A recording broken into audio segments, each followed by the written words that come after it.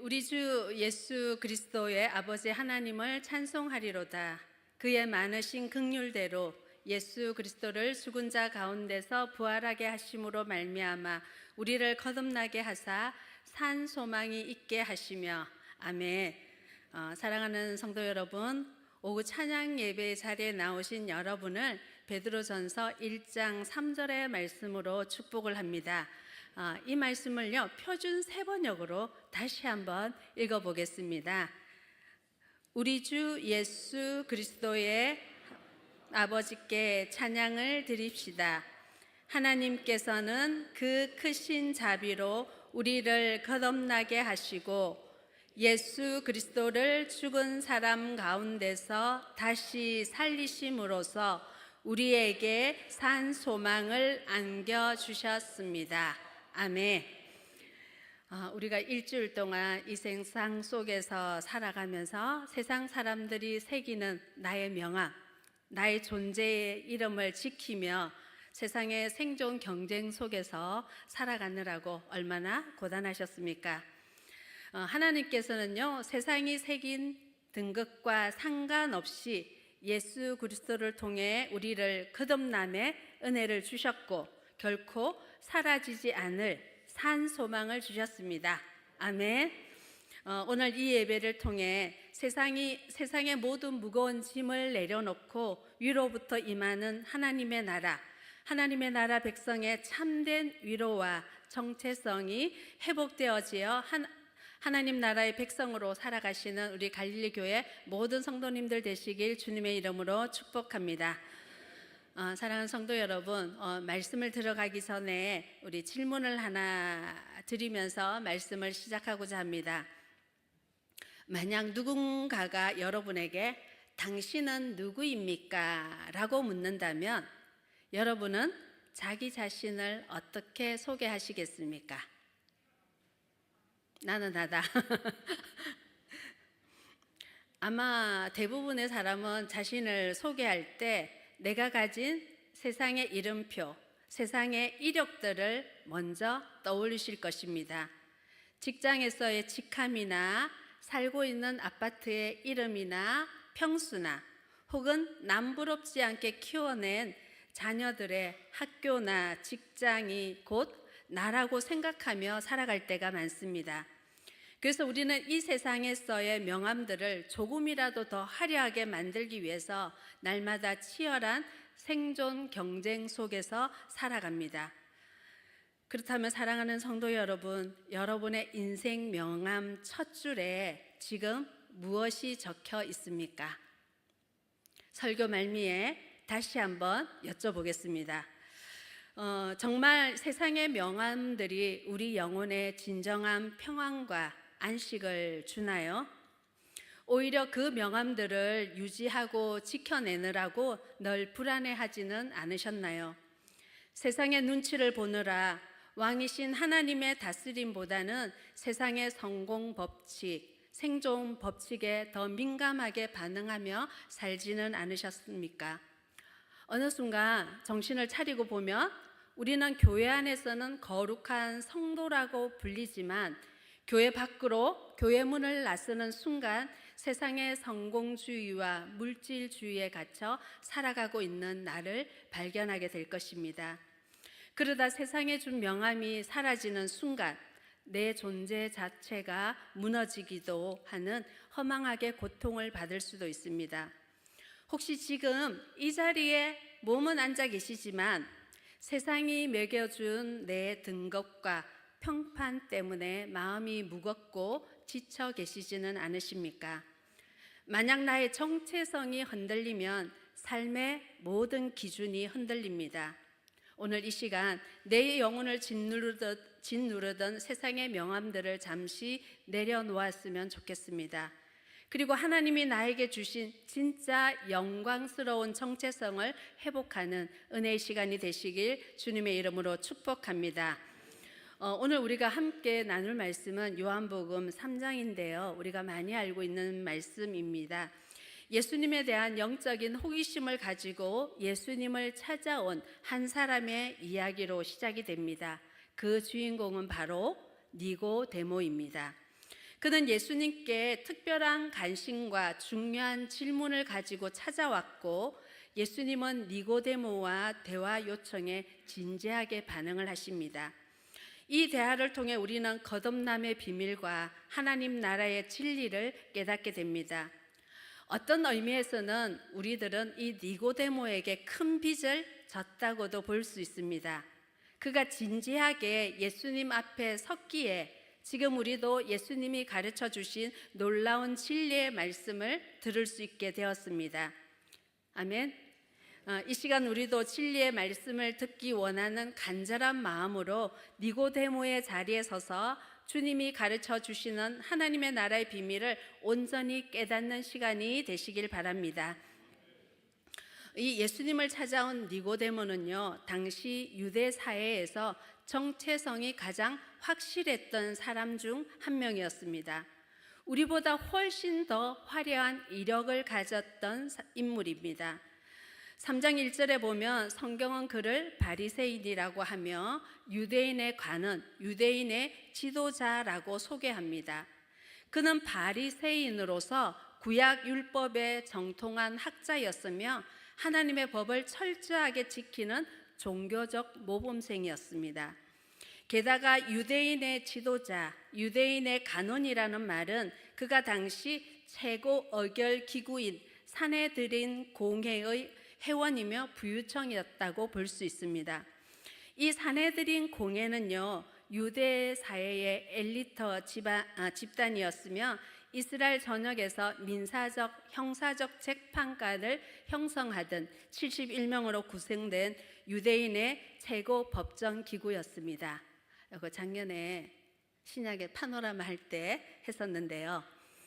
그 400년 침묵기에 열강들이 등장하고 정치 세력이 등장했던 거 기억나십니까? 열강들의 첫 번째 나라가 헬라였고 로마였고 이스라엘이 소망을 가졌고 로마였죠. 자, 정치 세력은요,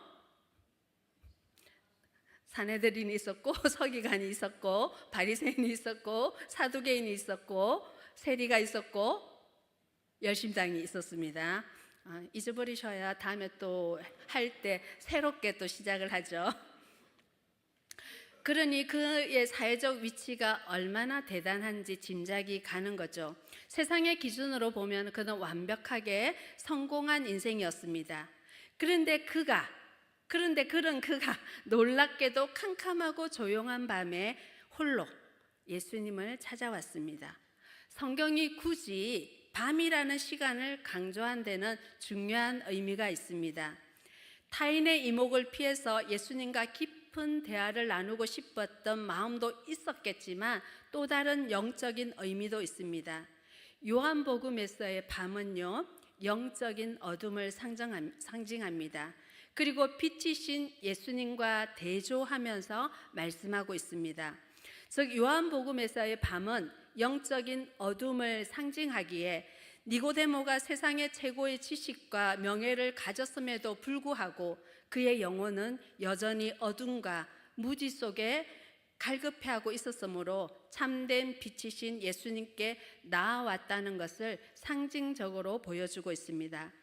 그는 참된 빛이신 예수님께 나아와서 이렇게 대화를 시작하죠. 하나님께로부터 오신 선생님이여 라며 예의를 갖추며 예수님께 인사를 갖추며 대화를 시작합니다. 니고데모는 예수님이 행하신 기적들을 보면서 이분이야말로 정말 대단한 분이라 생각하고 찾아왔지만 예수님은 그의 화려한 인사말과 배경에는 전혀 관심을 두지 않으셨습니다. 오히려 그가 평생 붙들고 있던 세상의 정체성을 근본부터 뒤흔드는 말씀을 던지시는데요. 예수님은 니고데모에게 곧바로 신앙의 핵심을 찌르십니다. 본문 3절 말씀입니다. 우리 같이 한번 읽어보겠습니다. 예수께서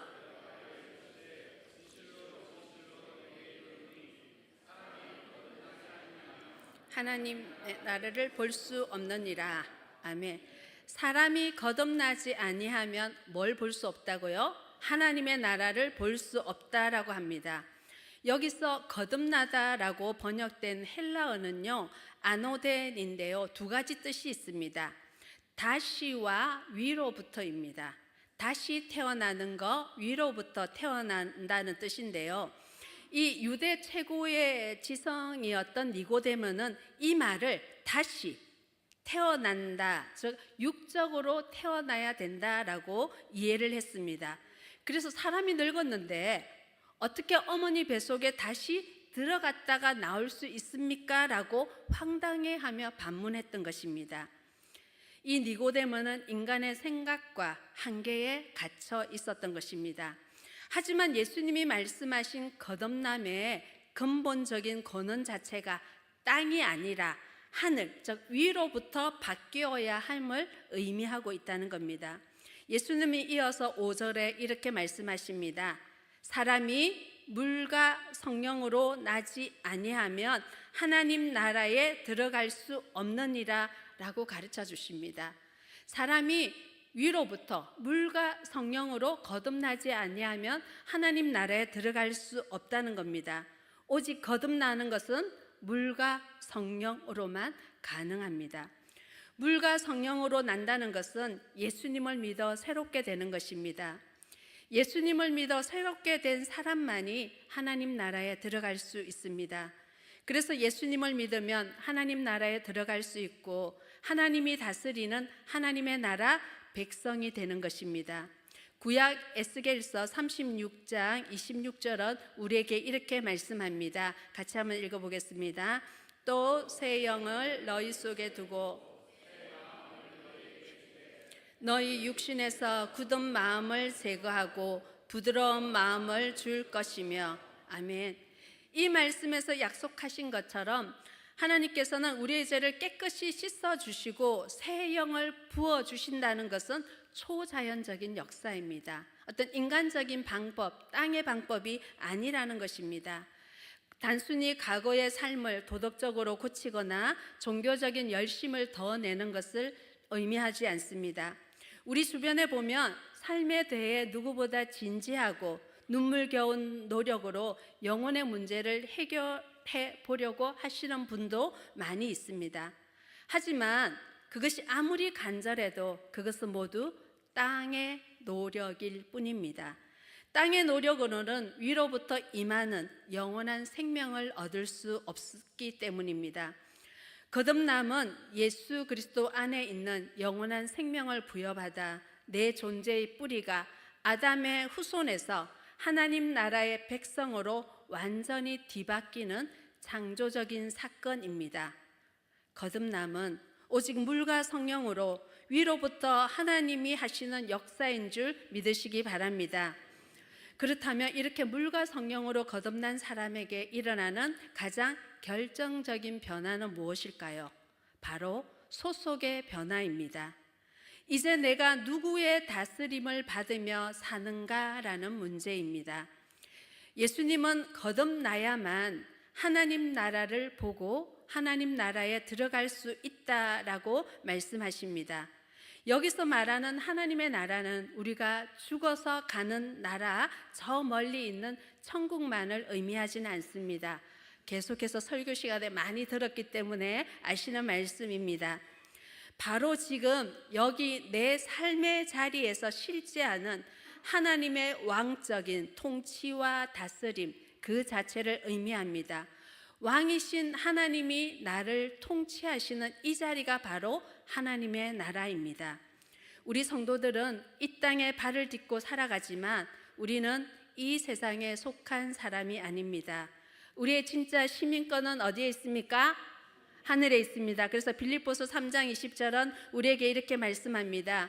우리의 시민권은 하늘에 있는지라 거기로부터 구원하는 자 곧 주 예수 그리스도를 기다리로니. 아멘. 하나님의 나라 백성은 이 땅에 이 세상 속에 살고 있지만 우리의 소속은 하나님의 나라 백성이기에 우리는 어느 나라 법을 따라야 합니까? 하나님의 나라 법과 질서를 따라야 하는 것입니다. 하나님의 나라 백성이 되었다는 것은 이제 더 이상 세상의 가치관이나 돈, 명예가 내 삶의 원칙이 아니라 왕이신 하나님의 말씀이 내 삶의 최고의 건의가 되었다는 것입니다. 하나님의 나라 백성인 우리는 세상의 가치관에 휘둘리지 말고 다시 오실 주님을 소망하며 살아가는 것입니다. 그러므로 우리는 세상 풍조에 휩쓸려 가는 무력한 존재가 아닙니다. 온 우주를 다스리시는 왕이신 하나님의 보호와 책임 아래 있는 가장 존귀한 자들입니다.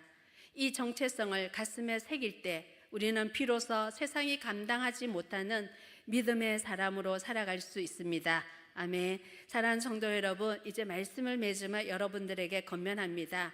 처음에 던졌던 질문 기억하시나요? 여러분의 인생 명함 가장 첫 줄에 이제는 무엇을 적으시겠습니까? 나는 하나님의 존귀한 자녀다.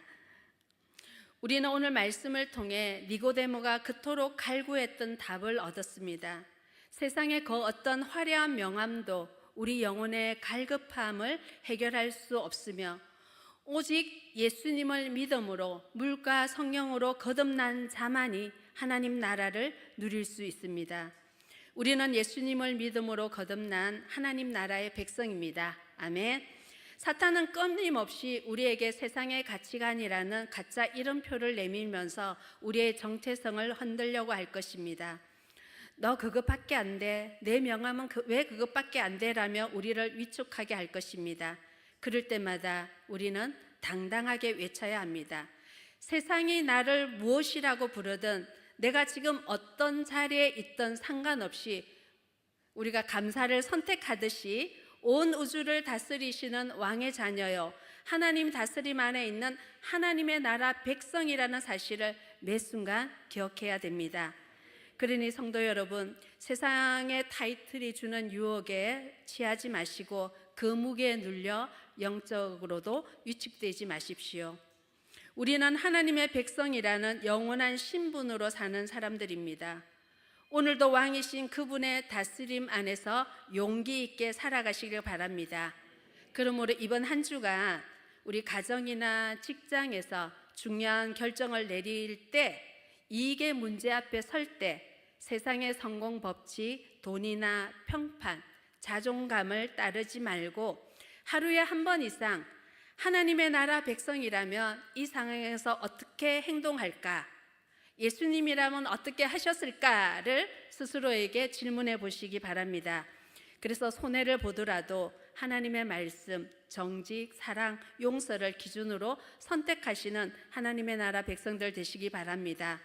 그리고 진짜 마지막으로 부모로서, 교사로서, 그리고 교회의 어른으로서 이 자리에 계신 분들께 간곡하게 부탁합니다. 우리가 세상의 방식에 조금씩 타협하고 그리고 그 문을 열어주고 정체성을 타협하기 시작하면요, 우리들을 따르는 다음 세대들은 세상의 거센 파도 앞에 무방비로 노출되고 맙니다.